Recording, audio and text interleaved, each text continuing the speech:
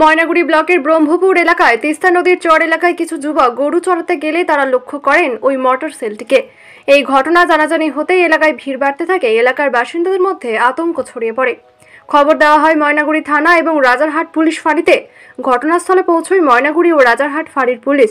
2023 সালে 4 অক্টোবর সিকিমে বন্যায় ভারতীয় সেনার যেসব আগ্নেয়াস্ত্র ও মর্টার সেল ভেসে গেছে, সেই সব মর্টার সেলের একটি এই মর্টার সেল।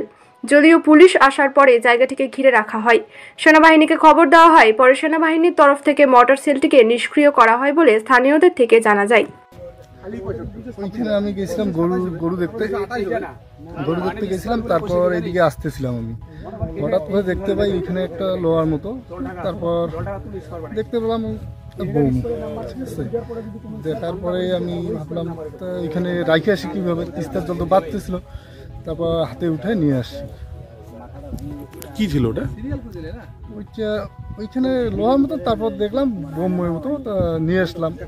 তারপর সবাইকে জিজ্ঞেস করলাম এটা বোম কি হবে, এটা বোমই। আপনার নাম? অর্জুন রায়।